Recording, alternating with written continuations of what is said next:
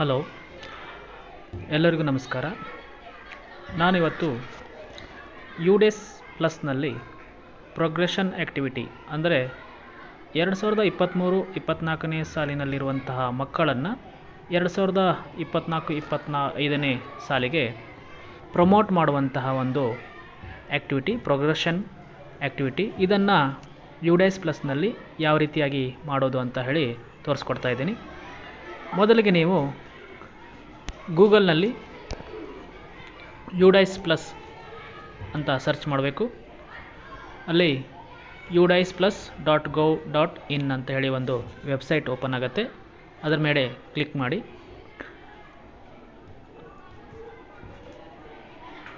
ಅಲ್ಲಿ ಯುಡೇಸ್ plus website open ಆಗುತ್ತೆ.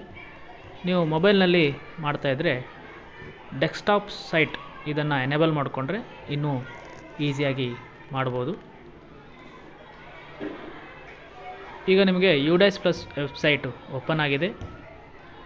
ಅಲ್ಲಿ ನೀವು ಯುಡೇಸ್ ಪ್ಲಸ್ ಸ್ಕೂಲ್ ಡಾಟಾ ಕ್ಯಾಪ್ಚರ್ ಎನ್ನುವ ಒಂದು ಆಪ್ಷನ್ ಇದೆ, ಅದರ ಮೇಲೆ ಕ್ಲಿಕ್ ಮಾಡಬೇಕು.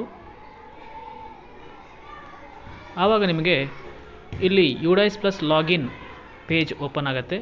ಅಲ್ಲಿ ಪ್ರೊಫೈಲ್ ಆ್ಯಂಡ್ ಫೆಸಿಲಿಟೀಸ್ ಅಂತ ಇದೆ, ಟೀಚರ್ ಮಾಡ್ಯೂಲ್ ಅಂತ ಹೇಳಿ ಒಂದು ಆಪ್ಷನ್ ಇದೆ, ಮತ್ತು ಸ್ಟೂಡೆಂಟ್ ಮಾಡ್ಯೂಲ್ ಅಂತ ಹೇಳಿ, ಮತ್ತು ರಿಪೋರ್ಟ್ ಮಾಡ್ಯೂಲ್ ಅಂತ ಹೇಳಿ ಈ ರೀತಿಯಾಗಿ ಆಪ್ಷನ್ಸ್ಗಳಿರ್ತದೆ. ಈಗ ನಾನು ಹೇಳ್ತಾ ಇರೋದು ಸ್ಟೂಡೆಂಟ್ ಮಾಡ್ಯೂಲ್, ಇಲ್ಲಿ ಕ್ಲಿಕ್ ಮಾಡಬೇಕು. ಯಾಕೆಂದರೆ ನಾವು ಪ್ರೋಗ್ರೆಷನ್ ಆ್ಯಕ್ಟಿವಿಟಿ ಅಂದರೆ ಸ್ಟೂಡೆಂಟ್ ಮಾಡ್ಯೂಲಲ್ಲಿ ನಾವು ಅದನ್ನು ಮಾಡಬೇಕಾಗಿರೋದ್ರಿಂದ ಸ್ಟೂಡೆಂಟ್ ಮಾಡ್ಯೂಲನ್ನು ಕ್ಲಿಕ್ ಮಾಡಿದ್ದೀವಿ.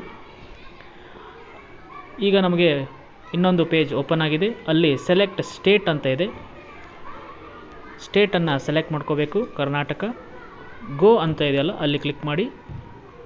ಮುಂದಿನ ಪೇಜ್ ಓಪನ್ ಆಗುತ್ತೆ. ಇಲ್ಲಿ 2024-25ನೇ ಸಾಲಿನ ಒಂದು ಮಾಹಿತಿಯನ್ನು ನಾವು ತುಂಬಬೇಕಾಗಿರೋದ್ರಿಂದ 2024-25 ಅನ್ನೋದ್ರ ಮೇಲೆ ಕ್ಲಿಕ್ ಮಾಡಬೇಕು. ಇದನ್ನು ಕ್ಲೋಸ್ ಅಂತ ಕೊಡಿ. ಈಗ ಪ್ರೋಗ್ರೆಷನ್ ಆ್ಯಕ್ಟಿವಿಟಿ ಮಕ್ಕಳನ್ನು ಪ್ರಮೋಟ್ ಮಾಡಬೇಕಂದ್ರೆ ತರಗತಿಯಿಂದ ತರಗತಿಗೆ ಮುಂದಿನ ತರಗತಿ ಪ್ರಮೋಟ್ ಮಾಡಬೇಕಂದಾಗ ನಾವು ಈ ಎಡಭಾಗದಲ್ಲಿರುವಂತಹ ಒಂದಿಷ್ಟು ಆಪ್ಷನ್ಗಳಲ್ಲಿ ಪ್ರೋಗ್ರೆಷನ್ ಆ್ಯಕ್ಟಿವಿಟಿ ಎನ್ನುವಂತಹ ಒಂದು ಆಪ್ಷನ್ ಇದೆಯಲ್ಲ, ಅದರ ಮೇಲೆ ಕ್ಲಿಕ್ ಮಾಡಿ. ಪ್ರೋಗ್ರೆಷನ್ ಮಾಡ್ಯೂಲ್ ಗೋ ಅಂತ ಇದೆಯಲ್ಲ, ಅಲ್ಲಿ ಕ್ಲಿಕ್ ಮಾಡಿ. ಈಗ ನಾವು ತರಗತಿಯನ್ನು ಮತ್ತು ಸೆಕ್ಷನನ್ನು, ಅಂದರೆ ಈಗ ಒಂದು ತರಗತಿಗೆ 2-3 ಸೆಕ್ಷನ್ ಇರುತ್ತೆ, A B C ಅಂತ ಹೇಳಿಕೊಂಡು. ಹಾಗಾಗಿ ನಾವು ಫಸ್ಟು ತರಗತಿಯನ್ನು ಸೆಲೆಕ್ಟ್ ಮಾಡ್ಕೋಬೇಕು. ಮೊದಲನೇದಾಗಿ ಉದಾಹರಣೆಗೆ 5ನೇ ತರಗತಿಯನ್ನು ಸೆಲೆಕ್ಟ್ ಮಾಡ್ಕೊಳ್ಳೋಣ, ಮತ್ತು ಸೆಕ್ಷನ್ A ಅಂತೇಳಿ ಸೆಲೆಕ್ಟ್ ಮಾಡ್ಕೊಳ್ಳೋಣ. ಗೋ ಅಂತೇಳಿ ಕೊಡೋಣ.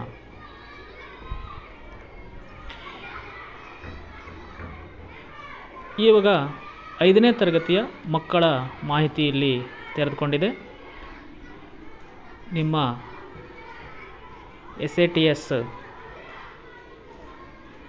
SATSನಲ್ಲಿ ಇರುವಂತೆ ಮಕ್ಕಳ ಯಾದಿ ಇಲ್ಲಿ ಓಪನ್ ಆಗಿದೆ. ಮೊದಲನೇದಾಗಿ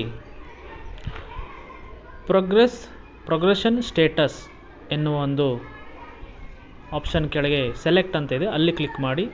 ಅಲ್ಲಿ ಕ್ಲಿಕ್ ಮಾಡಿದಾಗ 4 ಆಪ್ಷನ್ಗಳು ಬರ್ತಾ ಇದೆ ನಿಮಗೆ. Promoted or passed with examination ಅಂತೇಳಿ, not promoted or not passed or repeater ಅಂತ ಹೇಳಿ ಒಂದಿದೆ, promoted or passed without examination ಅಂತ ಹೇಳಿ ಒಂದಿದೆ, ಮತ್ತು ಕೊನೆಯದಾಗಿ ಡಿಸ್ಕಂಟಿನ್ಯೂಡ್ ಬಿಫೋರ್ ಎಕ್ಸಾಮಿನೇಷನ್ ಅಂತ ಹೇಳಿ ಇದೆ.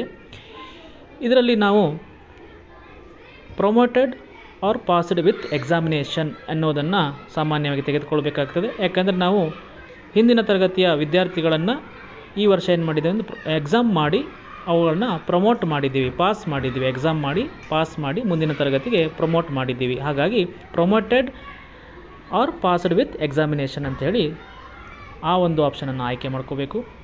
ನಂತರದಲ್ಲಿ ಮಾರ್ಕ್ಸ್ ಇನ್ ಪರ್ಸೆಂಟೇಜ್ 2023-24 ಅಂತ ಇದೆ. ಅಂದರೆ 23-24ನೇ ಸಾಲಿನಲ್ಲಿ ಆ ಒಂದು ವಿದ್ಯಾರ್ಥಿ ತೆಗೆದುಕೊಂಡಂತಹ ಅಂಕಗಳನ್ನು, ಅಂದರೆ ಪರ್ಸೆಂಟೇಜನ್ನು ನಾವು ಇಲ್ಲಿ ನಮೂದಿಸಬೇಕಾಗ್ತದೆ. ಎಷ್ಟು ಪರ್ಸೆಂಟೇಜ್ ತೆಗೆದುಕೊಂಡಿದ್ದಾನೋ ಅಷ್ಟು ಪರ್ಸೆಂಟೇಜನ್ನು ನೀವು ಇದನ್ನು ಮಾಡಬೇಕಾದ್ರೆ ಮಾರ್ಕ್ಸ್ ರಿಜಿಸ್ಟ್ರನ್ನು ನಿಮ್ಮ ಪಕ್ಕದಲ್ಲೇ ಇಟ್ಕೋಬೇಕಾಗ್ತದೆ. ಮಾರ್ಕ್ಸ್ ರಿಜಿಸ್ಟ್ರಲ್ಲಿ ಅವನ ಅಂಕವನ್ನು ನೋಡಿ ಕೊನೆಯದಾಗಿ ಅವನು ಎಲ್ಲ ಪರೀಕ್ಷೆಗಳನ್ನು ನೋಡಿ ಎಷ್ಟು ಅಂಕಗಳನ್ನು ಪರ್ಸೆಂಟೇಜಲ್ಲಿ ಅವನು ಪಾಸ್ ಆಗಿದ್ದಾನೆ ಆ ಪರ್ಸೆಂಟೇಜನ್ನು ಎಂಟ್ರಿ ಮಾಡಬೇಕಾಗ್ತದೆ.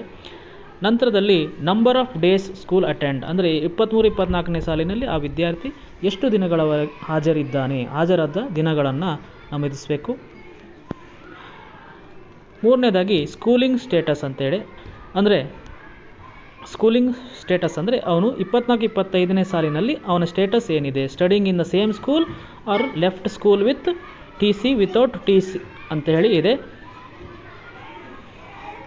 ಹಾಗಾಗಿ ಅದೇ ಸ್ಕೂಲಲ್ಲಿ, ಅಂದರೆ ನಿಮ್ಮದೇ ಸ್ಕೂಲಲ್ಲಿ ಮುಂದುವರೆದಿದ್ರೆ ಸ್ಟಡಿಂಗ್ ಇನ್ ಸೇಮ್ ಸ್ಕೂಲ್ ಅಂತ ಹೇಳಿ ಕೊಡಬೇಕು. ಇಲ್ಲ ಅವನು ಸ್ಕೂಲ್ ಬಿಟ್ಟು TC ತೊಗೊಂಡು ಬೇರೆ ಸ್ಕೂಲಿಗೆ ಹೋಗಿದ್ದಾನಂದರೆ left with TC or without TC ಅಂತೇಳಿ ಆಪ್ಷನ್ ಸೆಲೆಕ್ಟ್ ಮಾಡ್ಕೋಬೇಕು. ನಾವಿಲ್ಲಿ studying in the same school ಅಂದರೆ ನಮ್ಮ ಸ್ಕೂಲಲ್ಲೇ ಈಗ ಸದ್ಯ ಓದ್ತಾ ಇದ್ದೇನೆ ಅನ್ನೋದನ್ನು ತೆಗೆದುಕೊಳ್ಳೋಣ.